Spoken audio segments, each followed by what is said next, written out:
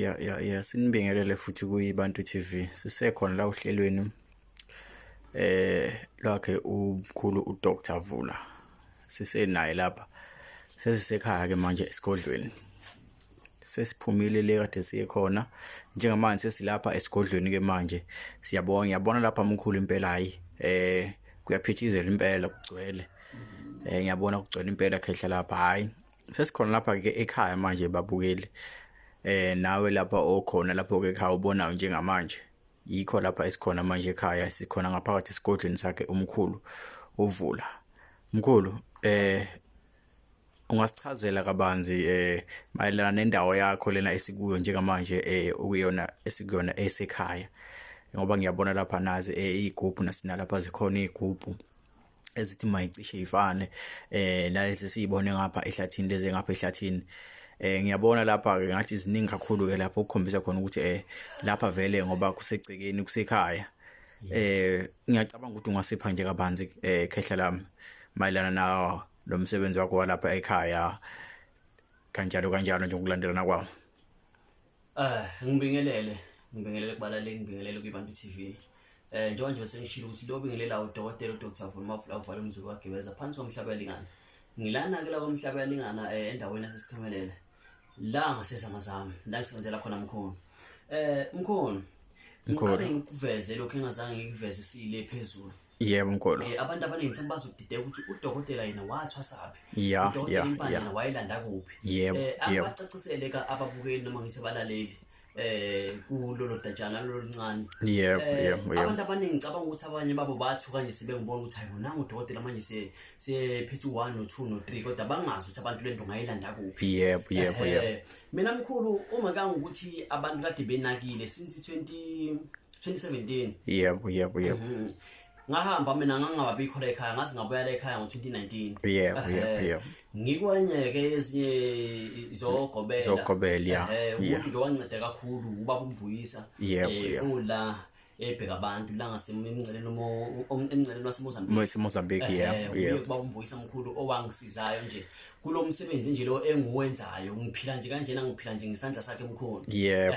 Uye umuntu engasho ngithi mina wangithwasisa kulo msebenzi lo. Nokuba kokunye singakuqedanga kodwa ke bese ngithi nje ngidlulise nje kulokho mkhulu. Okay mkhulu.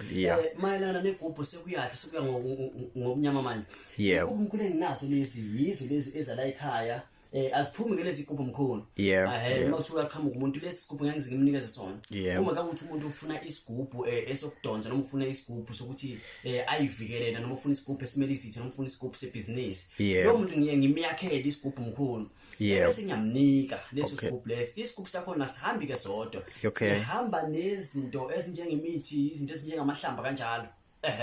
Nibe nikhumbule ukuthi mawuthi nje udinga amandla okuphila noma ufuna ukukhuphula into enjengebusiness lakho la ekhaya kuyakuthola lokho uyasizakala la ekhaya kulokho noma uthi udlala izinto edlalwa inakhuza abantu manje ukugembula mkhulu igambling. Manje uthi umuntu ogembulayo udinga isigcabo sokugembula. Isigcabo impela ngizokunikeza isigcabo sokugembula okuyisona lesi. Bese siyaphela. Okuyisona lesi sigcabo lesi. Siyaphela. Isigcabo sokugembula sithola uhlanga lemali uyalithola mawufuna uthandeka abantweni ikhona lo nduku leyo mawuthi ufisa ukukhushulwa esikhundleni uyayithola lo nduku leyo ufisa ukhipha umuntu ejele ikhona lo nduku leyo. Induku nje nginazo la uthi nje inakhuza imizwa yakho ayisavuka ayisasebenzi kahle. Umama uyabaleka awuboni usangoma izinto zakho zivalekile. Lokho mkhulu uyakuthola la ekhaya. Enye into igubhu zala ekhaya azibizi kangako. Igubhu zala ekhaya ziqala ku7,000 ziyaphezulu andabona. Lesi esika 5,000 yisigubhu esimele nje umsebenzi kumuntu osuka thina mina mkhulu nginento enjenge tuck shop ngisande nakuyivula noma kumnyama kulo tuck shop le. Ngiyaqala kuleso sigubhu leso ngikunike sona isigubhu sika 5,000. Ama-price amaqala ku7,000 awafiki futhi ku10,000. Ama price mkhulu abantu abaningi bakhange babuza ukuthi uDokotela wena yindaba akubena abantu babizwa 15,000 30,000 40,000 kuyaphezulu kwisigubhu. Ngiye ngithi mina ngilandela indoda engathatha kuyona umsebenzi andabona. Umuntu engathatha kuyona umsebenzi wathe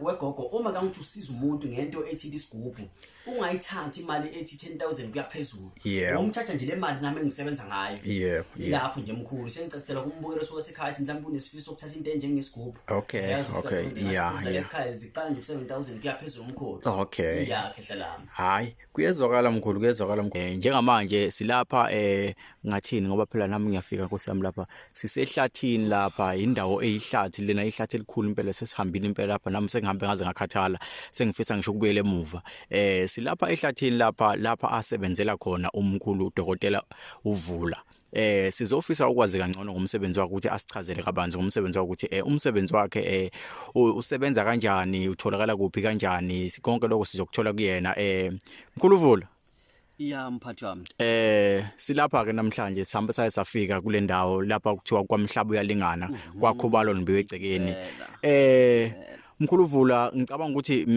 sike sasebenzisana before but ukuthi bese ngakazi sesebenzisana sibonana namhlanje sakwazi ukuthi sifinyelele lapha sikwazi ukuthi sibonane ubuso nobuso mkhulu hayi ngiyabona mkhulu khona impela hayi cha usebenzela kude impela ehlathini kusehlathini lapha ihlathi leli mkhulu singande kakhulu mkhulu impela mkhulu kunombukeli lapha ozofisa ukuthi emuzi umkhulu echaza umsebenzi wakhe ukuthi usebenza kanjani utholakala kuphi kanjani ngiyabona ngichaza okuningi nami ngiyasaba nkosiyami lapha kodwa ke mkhulu ngicela ukuthatha intambo nginikeze wena sizwe ukuthi umkhulu uhlangothi lwakhe yena angayichaza kanjani ngibingelele kubantu TV ngibingelele kumkhulu abayikhandlile basuka kude endaweni ekude bafinyelela la kumina lo bingelelayo ke udokotela uDr Vuluma Vlakuvali umzulu wagebeza phansi kwaMhlaba uyalingana uye ke le udokotela abantu abahlezi balangaselela ukuthi bambone emkhulu lana ke mkhulu ningathuki la iyona ndawo le engisebenzela kuyona isigodi sami lesesikude le entabeni emazweni uzwa hlindaba njoba nje siphumile seza la yilana engenza khona umsebenzi wabantu abadala siqalelana ngezathu ezithise ezinye zazo ngengize ngichaze la okunye siyohamba siyokuqedelela le endlini yilana ngisebenzela khona lana ngathwasa mina ngathwasela khona la ihlathini so umsebenzi wami uqala la ebese siyahamba ke siye kunjalo impela mkhulu mkhulu mkhulu kukhwala ngidedeke khona la mkhulu sithe uma sifika mkhulu asiqalanga ekhaya yebo kodwa siqale seza lapha ehlathini so ngifisa ukwazi ukuthi imbangela ukuthi size siqalela ehlathini yini ngoba namkhulu ngiyasaba mkhulu yabona manje nginokushawa isiyezi nje mkhulu manje angisazi udesana hayi mkhulu le ndawo le iyona ndawo lena engiphilisa kuyabantu mkhulu lana ke la kukwagqoqa sithandaza kuleli hlathi lami leli leli hlathi ihlathi elaziwa yimi ngedwa ngisho ukuthi umuntu ufikile ngephutha wayibona le ndawo ngeke azangena kulesi sigodla ndabo uzohambela kude ngoba lana kudlalwa mkhulu la ngoba nje ngithi la kukwagqoqa sithandaza leli gama liphethe amagama amaningi noma ngingalichaza ngendlela eningi lana ke mkhulu la yikho la esiphilisa khona abantu okuthinda khona abantu makuthi mhlawumbe unenkinga nje ezahlukahlukene engeke ngichaze ezinye zazo uzophumelela nje kuleli khaya mkhulu uphuma uphila khehla lami mkhulu yile impela leli hlathi leli yihlathi leli lemanga leli engisebenza kulona kunensizwa ke engekho la okuyinsizwa yakangubane engiye ngisebenzisane nayo engiphumile ehlathini nayo ayibe khona ukuthi kumfowethu khona lapha saphume khona khona lapha sabheke khona usayosebenza kube nje nginaye la isimanga ke somsebenzi ngeke ngathi mina kahambe ke bese ngiyasala mina kunjalo impela mkhulu iyakhe hey mkhulu yabo singihamba ukhaya luthe eniko nami ngikhathele singakaqala umsebenzi ngikhathele singakaqala umsebenzi impela mkhulu kunombukeli lapha njengamanje ozofisa ukwazi umkhulu ukuthi umkhulu ubani wakwabani utholakala kuphi kanjani usebenza kanjani ngisazokubuza mkhulu imibuzo eminingi nje mkhulu ngoba ngiyakubona kunezinto ekufanele ngifuna ukuyibuza la ngifisa ukuzazi ukuthi ngoba ngiyabona kuyalenga lapha Nkosi yami hey ngeke mkhulu kodwa phela ungikhombise mkhulu akufanele ngingabuzi khona mkhulu ngoba kusekhaya mkhulu ngabuza khe kokunye phela mkhulu ngokuthi ngiyabuza kugcine sekushaya mina mkhulu ukuthi ubuza ngoba ufuna ukwenzani mkhulu sukucacisela nombukeli ekhaya so nami kungakho ngifuna ukubuza ngoba ngifuna nombukeli obuka ekhaya acaciseleke nayo ukuthi lokhu kungokwani ukusebenza kanjani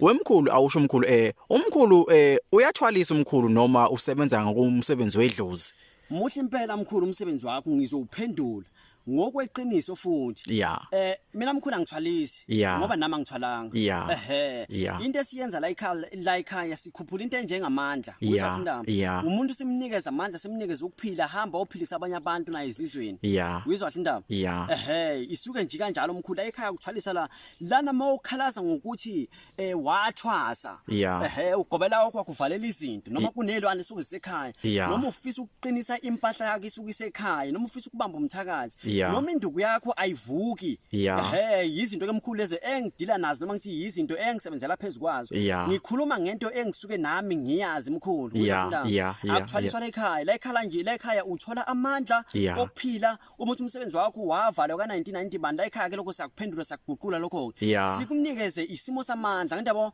kuwena ukuthi ufuna into enjengohlanga noma ufuna isigubhu igubhu zikhona ke mkhulu ungayiboni lezi igubhu lezi kaziphumi lezi mkhulu lezi igubhu lezi zimele nje mina mkhulu lezi ezalana lezi kule ndawo lena nje uyibonayo kuleli hlanzi kule ndaba lesikuyona njengamanje ndaba masiphuma sihamba siye esigodlweni futhi kunegubhu ezikhona ezingasabisi futhi lezi igubhu enginazo mina akusizi igubhu lezi esithwalisa ngazo abantu noma ngithi igubhu ezimele ugange ezelwane cha ilwane mina mkhulu anginazo mina ngindaba into enjenginayo yinto yokuphilisa umuntu aphile uzwa izona zinto ke mkhulu lezo enginazo engisebenza ngazo futhi yebo khehla lami hayi kuyezwakala mkhulu cha ngiyakuzwa ngendlela ochaza ngayo khehla njengoba bengishilo before ukuthi umkhulu angiqala ukusebenzisana naye kukhona umsebenzi bese ke sawenza mina naye and